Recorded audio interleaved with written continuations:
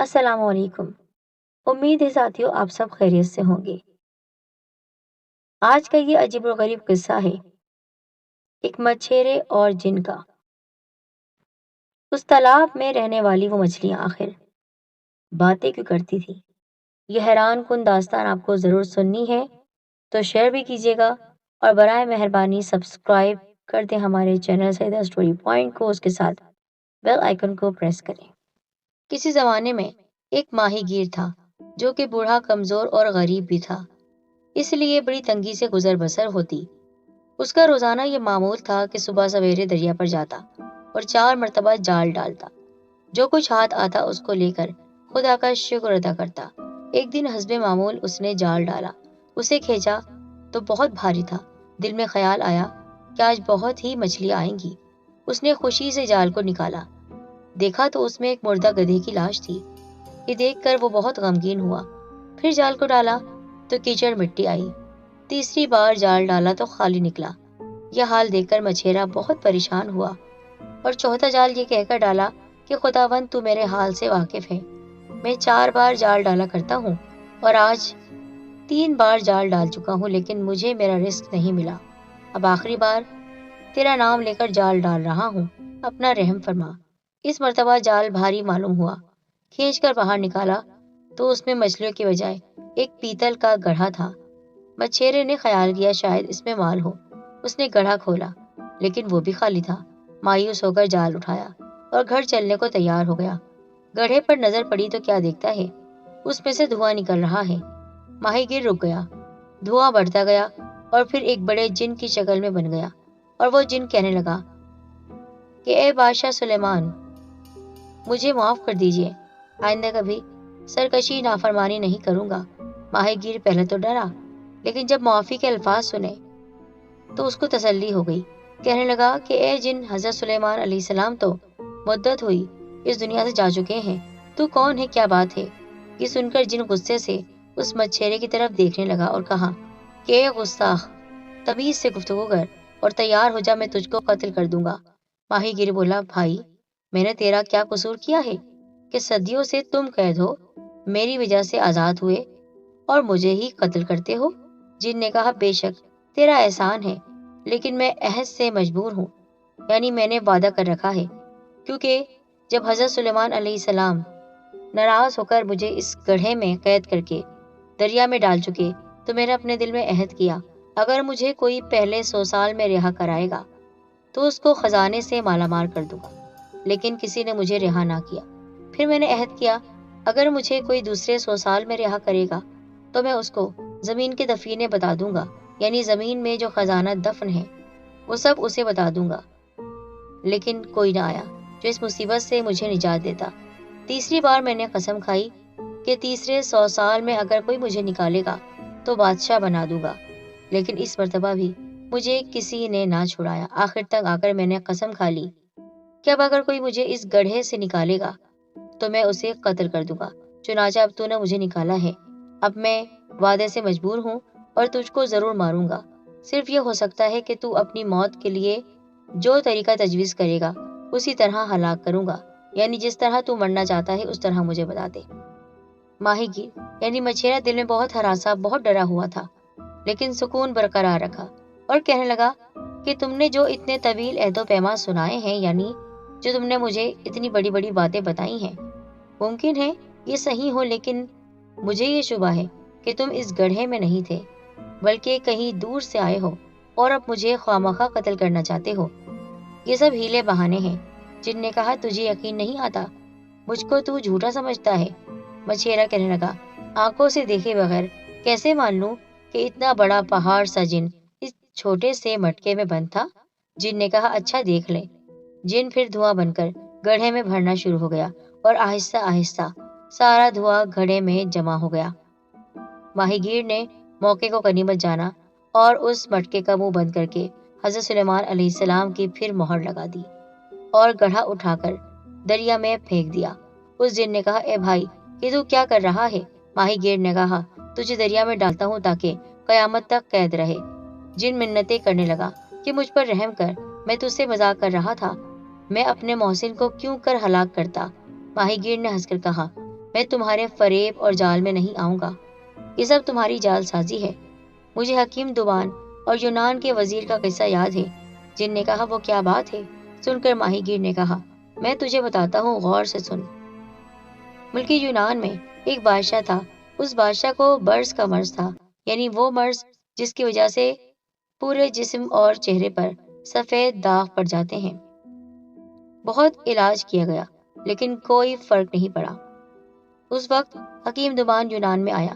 جب اس کو یہ حال معلوم ہوا تو اس نے عرض کیا کہ میں بغیر دوا کھلائے اور کچھ لگائے آپ کا علاج کر سکتا ہوں۔ بادشاہ بہت خوش ہوا اور حکیم سے وعدہ کیا کہ اگر تمہارے علاج سے اچھا ہو گیا تو تمہیں مالا مال کر دوں گا۔ حکیم دوبان نے کچھ مہلت کی اجازت لی اور اپنی قیام گاہ میں آ کر ایک خالی گیند بنوائی اور اس میں چند دوائیاں بھر کر بند کر لیا اور اس میں چھوٹے چھوٹے سوراخ کر لیے۔ بادشاہ کی خدمت میں لا کر اس کو پیش کیا اور کہا آپ آج اس سے اس قدر کھیلیں کہ تمام جسم پر پسینہ آ جائے، اس کے بعد آپ نہائیں۔ بادشاہ نے طبیب کی ہدایت پر عمل کیا اور غسل کرنے کے بعد آرام سے سو گیا۔ پھر صبح کو بیدار ہوا تو یہ دیکھ کر بہت خوش ہوا کہ جسم داغ دھبوں سے صاف ہو گیا۔ دربار میں حکیم کو طلب کیا گیا اور اس کو بہت سا انعام اور مال و دولت دے کر بادشاہ نے اپنا وزیر بنا لیا۔ حکیم کا یہ اعزاز دیکھ کر وہاں کے درباری اور امیر اس سے حسد کرنے لگے۔ ایک روز موقع پا کر ایک وزیر نے بادشاہ سے اس حکیم کی بڑی شکایت کی کہ یہ حکیم اچھی نیت سے نہیں آیا اور آپ کی جان کے لیے خطرہ ہے۔ بادشاہ نے کہا تم غلط کہتے ہو، اگر اسے مجھ سے کوئی عداوت یعنی دشمنی ہوتی تو دوران علاج یہ مجھ کو ہلاک کر سکتا تھا۔ بادشاہ نے کہا تو مجھے غلط راہ پر ڈال رہا ہے۔ وزیر نے عرض کیا کہ حضور میں آپ کا خیر خواہ دوست ہوں، مگر آپ اس حکیم پر اعتبار کر کے اپنے آپ کو خطرے میں ڈال رہے ہیں۔ آپ کے لیے بھی اسی طرح کا خطرہ ہے جیسے ایک وزیر نے شہزادے کو بچا کر اپنی جان دے دی۔ بادشاہ نے کہا اچھا وہ قصہ سناؤ، کیا ہوا؟ وزیر نے عرض کیا کہ حضور ایک شہزادہ تھا، اس کو شکار کا بڑا شوق تھا۔ ایک روز شہزادہ شکار کو جانے لگا تو بادشاہ نے وزیر کو ساتھ بھیجا اور تاکید کی کہ شہزادے کو تنہا نہ چھوڑے اور اچھی طرح حفاظت کرے۔ شکار میں ایک ہرن ملا۔ شہزادے نے اس کا تعاقب یعنی پیچھا کیا لیکن وزیر پیچھے رہ گیا۔ ہرن تیز تیز دوڑتا ہوا دور نکل گیا۔ شہزادہ مایوس ہو کر لوٹا۔ راستے میں اس کو ایک خوبصورت عورت نظر آئی جو بیٹھی رو رہی تھی۔ شہزادہ اس کے پاس گیا اور اسے اس کا حال دریافت کیا۔ وہ کہنے لگی کہ بادشاہ کی بیٹی ہوں اور اپنے ساتھیوں سے بچھڑ گئی ہوں۔ میرا گھوڑا بے قابو ہو گیا اور مجھے گرا کر بھاگ گیا۔ شہزادے نے اس سے کہا کہ تم میرے ساتھ گھوڑے پر بیٹھ جاؤ، میں تمہیں اس جنگل سے نکال کر تمہارے گھر پہنچا دوں گا۔ وہ شہزادے کے گھوڑے پر سوار ہو گئی اور جب وہ ایک ویران مقام پر پہنچے تو وہ گھوڑے سے کود پڑی اور آواز دے کے بچوں کو جلدی جلدی آنے کے لیے کہا۔ اس نے کہا میرے پیارے بچوں، میں تمہارے لیے شکار لائی ہوں۔ جواب میں آواز آئی کہ ماں لاؤ، ہم بھوکے ہیں۔ شہزادہ سمجھ گیا کہ میں ایک شیطانی روح کے جال میں پھنس گیا ہوں، تو اس نے بڑی ہوشیاری کے ساتھ اپنے گھوڑے کا رخ پھیرا اور اللہ تعالیٰ سے دعا کرتا ہوا بھاگا۔ ہر چند عورت آواز دیتی رہی کہ صاحب تم کو کیا وہم ہے اور مجھے یہاں کیوں چھوڑے جا رہے ہو، لیکن شہزادے نے پلٹ کر نہیں دیکھا۔ آخر کچھ دیر کے بعد شہزادہ گھر پر پہنچ گیا اور اللہ تعالیٰ کا شکر بجا لایا۔ جب وہ گھر واپس آیا تو اس نے یہ حادثہ باپ سے بیان کر دیا۔ باپ وزیر کی غفلت پر سخت برہم ہوا اور وزیر کو حکم دے کر قتل کروا دیا۔ وزیر نے حکایت بیان کر کے عرض کیا کہ شہنشاہ، ایک نئے آدمی پر اعتبار نہیں کرنا چاہیے اور ممکن ہے کہ جس طرح اس حکیم نے ایک گیند بنا کر آپ کے مرض کو رفع دفع کیا، کسی دن کوئی پھول سنگا کر آپ کی جان خطرے میں ڈال دے۔ بادشاہ وزیر کے اس فکرے میں آ گیا، یعنی اس کی باتوں میں آ گیا اور فیصلہ کیا کہ اس حکیم کو قتل کر دینا چاہیے۔ چنانچہ اس نے دربار میں اس حکیم کو طلب کیا اور کہنے لگا کہ مجھے معلوم ہوا ہے کہ تم کسی دوسرے کے جاسوس ہو اور میری جان لینے آئے ہو، اس لیے میں تمہیں مار دینا چاہتا ہوں۔ حکیم نے عرض کیا بادشاہ سلامت، آپ کو اختیار ہے، لیکن میرا کوئی قصور نہیں ہے۔ اگر خدا نہ خواستہ مجھے حضور سے کوئی دشمنی ہوتی تو جب میں حضور کا علاج کر رہا تھا اسی وقت نقصان پہنچا دیتا۔ اہل دربار نے بھی سفارش کی کہ آج تک ہم نے حکیم صاحب کی کوئی حرکت غلط نہیں دیکھی۔ لیکن وزیر نے ایسی آگ لگائی تھی کہ جو آسانی سے بجھ نہیں سکتی تھی۔ بادشاہ نہ مانا، تو آخر حکیم کو جب یقین آ گیا کہ بادشاہ اب قتل کیے بغیر باز نہیں آئے گا، تو پھر وہ عرض کرنے لگا کہ میرے پاس ایک کتاب ہے جو آخری نظر عقیدت کے طور پر میں آپ کو پیش کرنا چاہتا ہوں، یعنی تحفہ دینا چاہتا ہوں۔ قتل کے بعد میرے سر کو سامنے رکھ کر اپنے ہاتھ سے اس کو کھولیں اور اس کے تمام صفحوں کو احتیاط سے گن کر نکالیں، اور پھر اس کو پڑھ کر جو کچھ سوال آپ میرے سر سے کریں گے، میرا سر آپ کو جواب دے گا۔ یہ سن کر بادشاہ بہت حیران ہوا اور حکم دیا کہ جاؤ کتاب لے کر آؤ، اور وہ کچھ دیر کے بعد ایک کتاب کھول کر دیکھنے لگا، لیکن کتاب کے ورق یعنی صفحے کچھ جڑے ہوئے تھے۔ بادشاہ نے انگلی کو لب پر لگا کر ورق الٹنا شروع کر دیا۔ ابھی چند ہی صفحے الٹے تھے کہ حکیم کتاب کے ہر ورق پر زہر لگا کر جو لایا تھا اس نے بادشاہ کے جسم پر اثر کرنا شروع کر دیا اور بادشاہ کی حالت خراب ہونے لگی۔ اسی وقت حکیم نے عرض کیا کہ اگر آپ بلا وجہ میرے قتل کے در پہ نہ ہوتے تو یہ انجام نہ ہوتا۔ مچھیرے نے یہ قصہ بیان کر کے جن سے کہا، اگر تو نے بھی بلا وجہ میرے قتل کا ارادہ نہ کیا ہوتا تو دوبارہ اس مصیبت میں مبتلا نہ ہوتا۔ تو نے اپنے محسن کو قتل کرنے کا ارادہ کیا، اس کا انجام تیرے سامنے ہے۔ اب میں پھر تجھے دریا میں ڈالوں گا اور کوشش کروں گا کہ تو دریا میں ہی پڑا رہے، بلکہ دریا کے بیچ میں پڑا رہے، تاکہ کوئی بندہ خدا غلطی سے تجھے نکال کر مصیبت میں گرفتار نہ ہو۔ جن یہ سن کر گھبرا گیا اور منت سماجت کرنے لگا کہ میں خدا کی قسم کھا کر کہتا ہوں کہ تم سے دغا نہیں کروں گا، تمہیں دھوکہ نہیں دوں گا، تو مجھے معاف کر دو۔ ماہی گیر نے کہا، تیرا کیا اعتبار، ایک بار اس قید سے باہر نکل کر پھر جو چاہے تو کر سکتا ہے، میں اپنے اور دوسروں کے لیے تجھے چھوڑ کر کیوں خطرہ پیدا کروں۔ جن نے پھر خدا کی قسم اور حضرت سلیمان علیہ السلام کی سخت قسم اٹھائی اور وعدہ کیا کہ میں تجھے مالا مال کر دوں گا۔ آخر ماہی گیر کو جن کی قسم کا یقین آ گیا اور اس نے گڑھے کا منہ کھول دیا۔ جن باہر آیا اور گڑھے کو اٹھا کر دریا میں پھینک دیا۔ یہ دیکھ کر ماہی گیر ڈرا۔ جب جن نے یہ حالت دیکھی تو کہا، خوف نہ کر، اب میں تیرے ساتھ کوئی برائی نہ کروں گا، چل اٹھ میرے ساتھ آ۔ آگے آگے جن اور پیچھے پیچھے مچھیرا چلنے لگا۔ کچھ دیر کے بعد پہاڑ پر پہنچے۔ ایک خوبصورت وہاں تالاب تھا۔ اس کے کنارے پر کھڑے ہو کر جن نے کہا، اس میں ایک بار جال ڈال اور جو مچھلیاں ہاتھ لگیں وہ بادشاہ کے حضور پیش کر، وہاں سے تم کو بہت انعام ملے گا اور بہت سے بندگان خدا اور بہت سے دکھی انسان مصیبت سے نجات پا جائیں گے۔ یہ کہہ کر جن غائب ہو گیا۔ ماہی گیر نے جال ڈالا اور اس میں 4 رنگ کی مچھلیاں آئیں۔ بادشاہ نے ماہی گیر کو بہت انعام دیا اور مچھلیاں باورچی خانے میں گئیں۔ جب باورچن ان کو تلنے لگی اور مچھلیوں کو الٹ پلٹ کرنا شروع کیا تو ایک دم سامنے کی دیوار پھٹی اور اس میں سے ایک عورت نفیس لباس پہنے، یعنی بہت ہی زرق برق اور بیش قیمت لباس پہنے باہر نکلی۔ اس کے ہاتھ میں ایک چھڑی تھی۔ وہ مچھلیوں کی طرف متوجہ ہو کر کہنے لگی، تمہیں اپنا عہد یاد ہے نا؟ مچھلیاں ایک دم فوراً کڑاہی میں دم کے بل کھڑی ہو گئی اور جواب دیا کہ اگر تم اپنے وعدے پر ثابت قدم ہو تو ہم بھی اپنے عہد پر ثابت قدم ہیں۔ یہ جواب سن کر وہ عورت اسی طرح واپس چلی گئی جیسے آئی تھی اور مچھلیاں جل کر کوئلہ ہو گئیں۔ یہ ماجرا دیکھ کر باورچن بے ہوش ہو گئی۔ جب اس کو ہوش آیا تو وہ دوڑی ہوئی وزیر کے پاس گئی اور تنہائی میں بلا کر تمام قصہ بیان کر دیا۔ وزیر حیران ہوا اور سمجھا کہ باورچن شاید اس سے یہ جھوٹا قصہ بیان کر رہی ہے کہ اس سے مچھلیاں جل گئی ہیں، اس لیے اپنے آپ کو بچانا چاہتی ہے اور بادشاہ کے ناراض ہونے کا خطرہ ہے۔ چنانچہ امتحان کے لیے پھر ماہی گیر کو بلایا اور حکم دیا کہ اسی قسم کی کچھ مچھلیاں اور لاؤ۔ ماہی گیر پھر تالاب پر گیا اور 4 مچھلیاں لا کر حاضر کی۔ وزیر نے اپنے سامنے تلنے کا حکم دیا تو پھر وہ باورچن اسی وقت مچھلیاں تلنے لگی۔ جب اس نے مچھلیوں کو الٹایا پھر وہ واقعہ پیش آیا، یعنی وہی عورت قیمتی لباس پہنے ہوئے آ گئی اور اسی طرح اس نے مچھلیوں سے باتیں کی۔ وزیر نے یہ قصہ بادشاہ کے حضور عرض کیا۔ بادشاہ نے کہا کہ مچھیرے کو بلاؤ اور مچھلیاں منگواؤ، میں بھی یہ واقعہ اپنی آنکھوں سے دیکھنا چاہتا ہوں۔ چنانچہ پھر وہی ماہی گیر بلایا گیا اور مچھلیاں طلب کی گئی۔ مچھیرے نے جال ڈالا اور ویسی ہی رنگ برنگی مچھلیاں جال میں آ گئیں۔ وہ لا کر بادشاہ کے حضور میں پیش کر دی تو بادشاہ نے اس کو بہت سا انعام دیا اور ان کو اپنے سامنے پکانے کا حکم دیا۔ جب مچھلیاں الٹی گئیں تو اسی طرح دیوار پھٹی اور اس مرتبہ وہ عورت نہیں تھی، ایک حبشی مرد چھڑی لیے ہوئے باہر نکلا۔ اور مچھلیوں سے وہی گفتگو کر کے واپس لوٹ گیا، یعنی اسی طرح عہد و پیما کر کے واپس لوٹ گیا، اور مچھلیاں اس سے باتیں کر کر پھر سے جل کر کوئلہ ہو گئی۔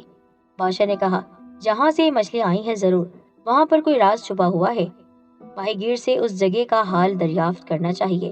چنانچہ اسی وقت مچھیرے کو پھر طلب کیا گیا اور اسے پوچھا گیا کہ تم یہ مچھلیاں کہاں سے لاتے ہو؟ ماہی گیر نے پتہ بتا دیا تو سب حیران ہوئے کہ ہم ہمیشہ سے یہاں رہتے ہیں، لیکن آج تک یہ تالاب دیکھا اور نہ ایسی رنگ برنگی مچھلیاں جو کہ اتنی خوبصورت ہیں۔ چنانچہ اسی وقت بادشاہ اپنے وزیر اور کچھ ملازموں کو لے کر پہاڑ پر گیا تو وہاں دیکھا کہ واقعی ایک تالاب موجود ہے۔ بادشاہ تمام دن تالاب کے چاروں طرف پھرتا رہا، لیکن کوئی بات سمجھ نہ آئی۔ بادشاہ وزیر سے کہنے لگا کہ میں یہاں کا بھید ضرور معلوم کروں گا، تم لوگ قریب ہی چھپ جاؤ، میں رات بھر اسی جگہ ٹھہروں گا۔ سب لوگ آس پاس رک گئے، لیکن بادشاہ تالاب کے کنارے بیٹھ گیا۔ جب خوب اندھیرا ہو گیا اور کچھ دکھائی نہ دیتا تھا تو کچھ فاصلے پر ایک قلعہ نظر آنے لگا۔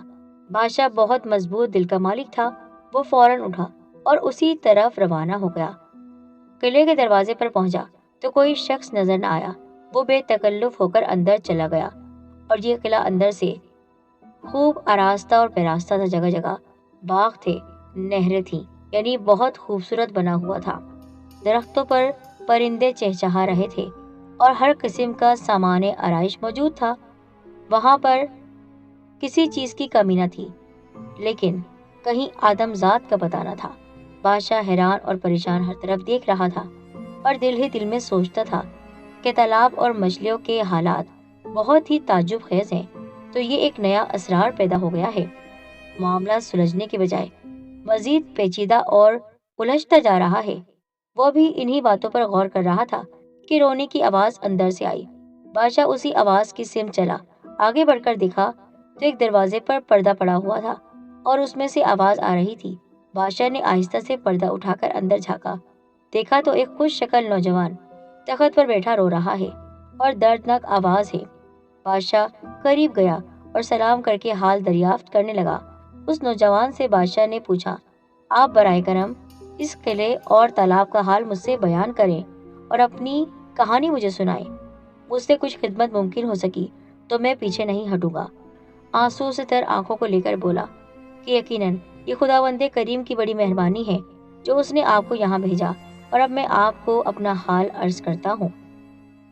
شاہ محمود جو اس ملک کا بادشاہ ہے، میں اس کا اکلوتا بیٹا ہوں، یعنی شہزادہ ہوں، اور میری شادی چچا کی لڑکی سے ہوئی تھی اور ہم آپس میں محبت کرتے تھے۔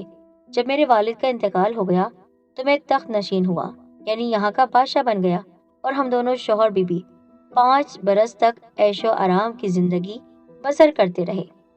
اس عرصے میں مجھے اپنی بیوی کے متعلق کسی قسم کا شک و شبہ نہیں تھا، اور ایک دیانتدار اور شریف آدمی کی طرح اس کے ہر ایک کام پر میں اعتماد کرتا رہا۔ چنانچہ ایک روز اتفاقاً ملکہ حمام میں گئی۔ دوپہر کا وقت تھا اور میں سونے کے لیے لیٹ گیا۔ 2 خواتین جو ملکہ کے ساتھ ہمیشہ رہتی تھیں مجھے پنکھا کرنے لگی۔ تھوڑی دیر کے بعد وہ یہ سمجھی کہ میں سو گیا ہوں، حالانکہ میں اس وقت بالکل جاگ رہا تھا۔ چنانچہ وہ آپس میں آہستہ آہستہ باتیں کرنے لگی۔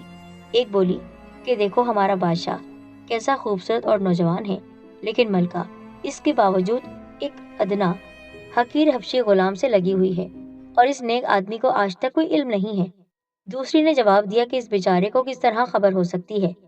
ملکہ جب اس حبشی سے ملنے جاتی ہے تو اس کو بے ہوشی کی دوا پلا کر جاتی ہے۔ یہ بات سن کر میرے ہوش و حواس جاتے رہے اور دماغ سن ہو گیا۔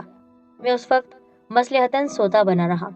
تھوڑی دیر میں میری بیوی حمام سے واپس آ گئی، لیکن میں نے تحقیقات سے پہلے اس سے کچھ نہ کہا، اور شام کو سوتے وقت حسب معمول وہ میرے لیے شراب کا کٹورا لائی۔ میں سمجھ گیا کہ اس طرح مجھے بے ہوش کر کے مجھے بے وقوف بنایا جاتا ہے۔ میں نے گلاس لے لیا، لیکن ملکہ کی آنکھیں بچا کر اس کو پینے کے بجائے دوسری طرف گرا دیا اور خود سونے کے لیے لیٹ گیا۔ اور جب ملکہ کو یقین ہو گیا کہ میں بے ہوش ہو گیا ہوں تو اس نے لباس پہنا اور باہر کی طرف چل دی۔ پھر میں بڑی آہستگی سے بستر سے اٹھا اور اس کے پیچھے پیچھے روانہ ہو گیا۔ ملکہ یعنی میری بیوی محل سے نکل کر ایک ویران میدان میں آ گئی، جہاں ایک حبشی غلام جو غالباً اسی کے انتظار میں تھا ٹہل رہا تھا۔ جب ملکہ وہاں پہنچی تو دونوں ایک دوسرے سے لپٹ گئے۔ پھر آرام و اطمینان سے محبت کی باتیں کرنے لگے۔ میرے تن بدن میں غیرت کی آگ لگ رہی تھی اور میں اسی جگہ جھاڑی کی آڑ میں ٹھہر گیا، یعنی چھپ کر انہیں دیکھنے لگا۔ جب وہ حبشی غلام اور ملکہ میرے قریب سے گزرے تو میں نے تلوار سے حملہ کر دیا۔ غلام میرے وار سے زخمی ہو کر گر پڑا اور ملکہ یعنی میری بیوی اس اچانک وار سے پریشان ہو گئی، اس لیے مجھے پہچان نہ سکی اور میں اس کو وہیں چھوڑ کر محل میں واپس آ گیا اور اپنے بستر پر لیٹ گیا۔ تھوڑی دیر کے بعد ملکہ واپس آ گئی اور یہ اطمینان کر کے کہ میں سو رہا ہوں، آپ بھی آرام کرنے لگی، اور صبح کو حسب معمول میں دربار میں چلا گیا اور اپنا کاروبار سلطنت انجام دیتا رہا۔ اب مجھے اس بات کی فکر تھی کہ کمبخت حبشی کا کیا انجام ہوا۔ ایک دن آخر پتہ چلا کہ وہ مرا نہیں، صرف زخمی ہو گیا ہے۔ ایک شب کو میں پھر ملکہ کا پیچھا کرتا ہوا اس مکان تک پہنچ گیا جہاں پر وہ گئی تھی، اور وہاں وہی حبشی غلام زخمی پڑا تھا۔ ملکہ اس کے قریب بیٹھ گئی اور بڑے پیار سے کہنے لگی کہ مجھ سے بات کر، میں تیرے لیے اپنی جان تک قربان کرنے کے لیے تیار ہوں۔ لیکن وہ ملعون خاموش رہا۔ اس وقت مجھ پر غیرت کا جنون سوار ہوا اور میں غصے کی حالت میں سامنے جا کر کھڑا ہو گیا اور ارادہ کیا کہ دونوں کو قتل کر دوں۔ یہ دیکھ کر ملکہ میری طرف بڑھی اور کچھ پڑھ کر میری طرف پھونک مار دی۔ میرا وہ ہاتھ جس میں تلوار تھی وہ بالکل ناکارہ ہو گیا، یعنی بالکل بیکار ہو گیا۔ اس کے بعد پھر کچھ پڑھ کر بولی کہ تو آدھا پتھر بن جا۔ اس وقت میرا نیچے کا دھڑ پتھر کا ہو گیا۔ اس کے بعد اس نے پوری سلطنت کو، اس پوری مملکت کو جھیل بنا دیا اور آبادی کو مچھلیاں، پھر اس کے چاروں طرف جادو کے زور سے پہاڑ کھڑے کر دیے تاکہ دنیا کی نظروں سے یہ پوشیدہ ہو جائے، اور یہ وہی جھیل اور مچھلیاں ہیں۔ وہ ظالم عورت اب بھی اپنے اس عاشق حبشی غلام کے ساتھ یہیں رہتی ہے، روزانہ میرے پاس آ کر مجھے 100 کوڑے مارتی ہے، اور حبشی غلام بھی ابھی تک تندرست نہیں ہوا۔ جب وہ نوجوان اپنی مصیبت کی داستان بیان کر چکا تو بادشاہ نے اس کو تسلی دی اور کہا، میں ان دونوں سے تمہارا بدلہ لوں گا، تم صرف مجھے ان کی رہائش گاہ کا پتہ دو۔ نوجوان نے بادشاہ کو پتہ دے دیا۔ بادشاہ نہایت احتیاط سے اس مکان پر پہنچا اور دیکھا کہ ملکہ کا محبوب حبشی آرام سے سو رہا تھا۔ بادشاہ دبے پاؤں اندر گیا اور حبشی پر تلوار کا بھرپور وار کیا اور اس کا قصہ تمام کر دیا۔ اس کے بعد حبشی کی لاش دوسرے کمرے میں چھپا دی اور خود کپڑا اوڑھ کر اسی جگہ لیٹ گیا۔ تھوڑی دیر کے بعد پھر وہ بدکار ملکہ آئی اور محبت بھرے انداز سے کہنے لگی، آخر پیارے، تم مجھ سے کیوں ناراض ہو اور مجھ سے کیوں نہیں بولتے؟ میں نے تمہارے انتقام میں تمام سلطنت کو برباد کر ڈالا اور اپنے شوہر کو آدھا پتھر کا بنا دیا، پھر تم پر ہاتھ اٹھانے کے جرم میں اب تک 100 کوڑے روزانہ مارتی ہوں۔ بادشاہ جو کہ حبشی کی جگہ لیٹا تھا، وہ مریضوں کی طرح بہت آہستہ سے بولا کہ تم اپنے شوہر کو روزانہ مارتی ہو اور اس کی چیخو پکار مجھے تکلیف دیتی ہے۔ میں چاہتا ہوں کہ تم اس کو اپنی اصل حالت پر لوٹا دو اور ان تمام لوگوں کو بھی اپنے سحر سے یعنی جادو سے نجات دے دو جو مچھلیاں بنے ہوئے اس جھیل میں بیٹھے ہیں، اور اس مملکت کو بھی اس کی اصلی حالت میں لوٹا دو، کیونکہ یہ سب میرے لیے بد دعا کرتے ہیں، اس لیے مجھے صحت نہیں ملتی۔ ملکہ نے کہا، یہ کوئی بڑی بات ہے، میں ابھی سب کچھ ویسا ہی کر دیتی ہوں جیسا تم چاہتے ہو، اور یہ جیسا پہلا تھا سب کچھ ویسے ہی ہو جائے گا۔ چنانچہ ملکہ نے سحر کا توڑ پڑھا اور ہر شے اپنی اصلی حالت میں آ گئی۔ وہ نوجوان بھی مصیبت سے رہا ہو گیا۔ اب وہ انسان بن گیا تھا۔ اس کا آدھا جسم پتھر کا نہیں، اب انسانی جسم ہو گیا تھا۔ نہ وہ جھیل تھی نہ وہ پہاڑ، بلکہ ایک آباد ملک ہو گیا۔ بادشاہ کی فوج جو اس کے ہمراہ آئی ہوئی تھی خود بخود دور ہو گئی، کیونکہ وہ علاقہ جادو کی وجہ سے بادشاہ کے ملک کے قریب نظر آتا تھا، ورنہ اصل میں کافی دور تھا۔ جب ملکہ اس سے فارغ ہوئی تو پھر حبشی غلام کے پاس آئی، کیونکہ اب تک وہ یہی سمجھ رہی تھی کہ اس جگہ اس کا محبوب سو رہا ہے۔ کہنے لگی، میں نے تمہارے حکم کی تعمیل کر دی ہے، خدا کے لیے اب تو منہ کھولو اور مجھ سے باتیں کرو۔ بادشاہ نے جو حبشی کی جگہ لیٹا ہوا تھا اس کو قریب آنے کا اشارہ کیا۔ ملکہ جو ہی اس کے قریب پہنچی اس نے اٹھ کر تلوار کا ایسا وار کیا کہ اس کا سر کٹ کر دور جا گرا۔ اس کے بعد بادشاہ وہاں سے نکلا اور اس نوجوان کو تلاش کیا جو یہاں کا بادشاہ تھا، پھر اس کو ہمراہ لے کر دونوں ملعونوں کی لاشیں دکھائیں، یعنی حبشی اور اس ملکہ کی لاشیں دکھائیں۔ یہ دیکھ کر شہزادہ قدموں میں گر پڑا اور بہت شکریہ ادا کیا تمام رعایا کو حالات کا علم ہوا تو سب اللہ تعالیٰ کا شکر بجا لائے اور بادشاہ کے ممنون احسان مند ہوئے۔ اس کام سے فارغ ہو کر بادشاہ اپنے ملک کی طرف روانہ ہوا اور اس نوجوان شہزادے نے بھی ساتھ چلنے کی درخواست کی اور دونوں بادشاہ دارالحکومت کی طرف روانہ ہو گئے۔ جب اپنی سلطنت کے قریب پہنچے تو بادشاہ نے وزیر کو اطلاع دی۔ وہاں سب پریشان تھے۔ یہ خبر سن کر سب خوش ہوئے اور استقبال کر کے اپنے بادشاہ کو شہر میں لائے۔ کچھ عرصہ گزرنے کے بعد بادشاہ نے اپنی بیٹی کی شادی اس نوجوان شہزادے سے کر دی اور حکومت بھی اس کے حوالے کر دی۔ خود بیت اللہ چلا گیا اور وہیں اس کا انتقال ہوا۔